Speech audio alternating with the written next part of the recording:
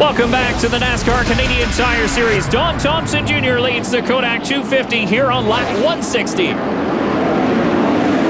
Out of corner number 4. Now the green flag waves, and they're back up to speed. Up through the gearbox, down into turn 1, Don Thompson Jr., no stranger to leading laps here in St. Eustache. And that's exactly what he's doing here in the Kodak 250. Peter Gibbons, who is also a strong runner over the last few years here at St. Eustache in the 1 car, is up to second now as Scott gets slid all the way back into 4th. Yeah, but look who's in 3rd spot. Mr. Confidence, Mr. Points Leader. That's Scott Steckley in the 22. Battle there for 5th spot between the 77 of Derek Lynch and the 60 of Ron Beauchamp Jr. Beauchamp stuck on the outside. DJ Kennington looking to take a spot away as well. And to change for the lead, it's Gibbons up to the point. Peter Gibbons leading the first laps of tonight at St. Eustache. He's no stranger to leading. I remember a race here. He had the whole side torn out of that race car and come from the back with a bed-up piece to win.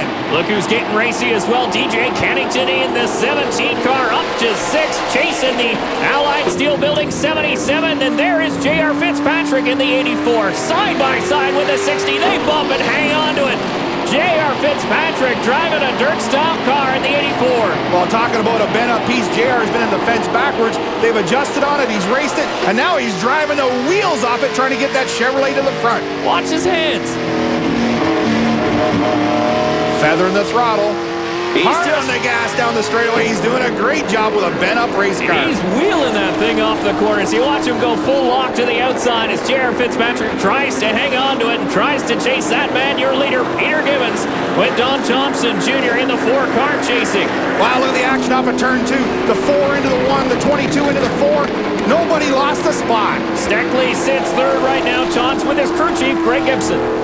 Greg Scott didn't have the start he wanted with that oil problem, but that was fixed. He's been coming towards the front. How's his car, and can he get there by the end?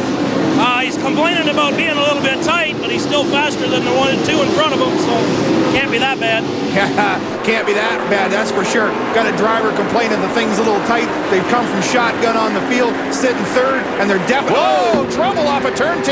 Derek Lynch takes a big slide up the hill, and it pushes up there. You see sparks from underneath the Allied Steel Building 77. Oh, something's broke in the back of that car, whether it be a trailer. Looks like the panhard bar is broke. The rear end's moving back and forth in the race car. Derek Lynch pulls down pit lane.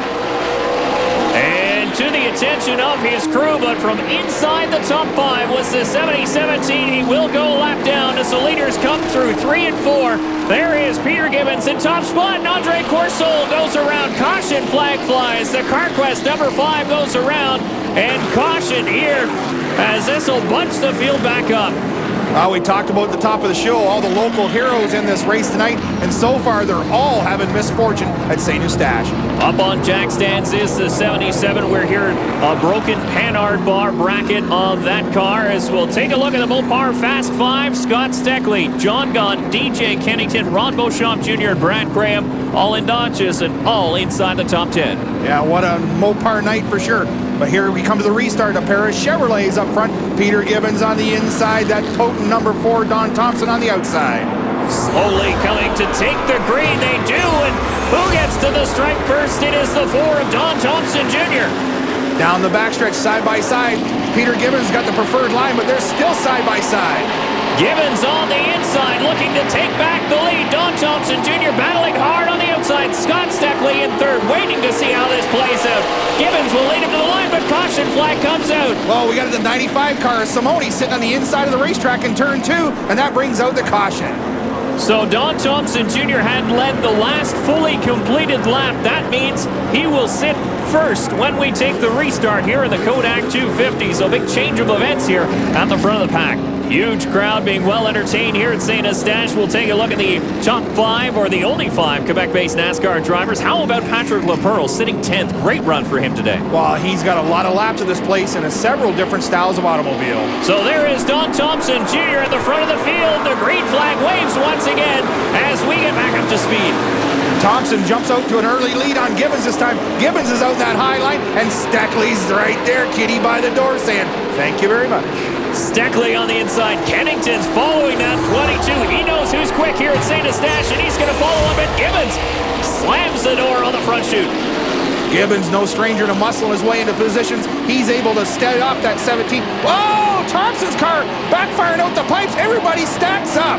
The 4-car slows drastically. Caution flag flies once again.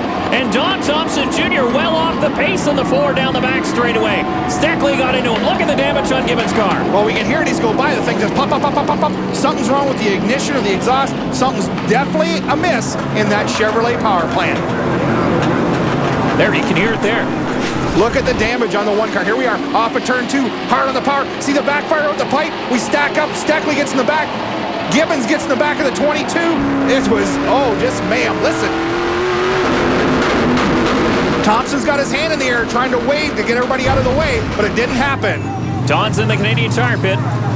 NASCAR has ordered that Pete Gibbons make the stop along pit road, guys, to repair that body damage. What a turn of events. There's brake duct that's also hanging down that'll have to be cleared away. The Canadian Tire Chevrolet that was challenging with Don Thompson Jr. They believe, Sandy Hamilton and the crew of the Home Hardware Chevy, that it's an electrical problem. That's what they're going towards right now as Don Thompson is parked in the infield. Well, Don, as you mentioned, a big turn of events here in the Kodak 250. That man's your new leader, Scott Steckley, at the front of the field.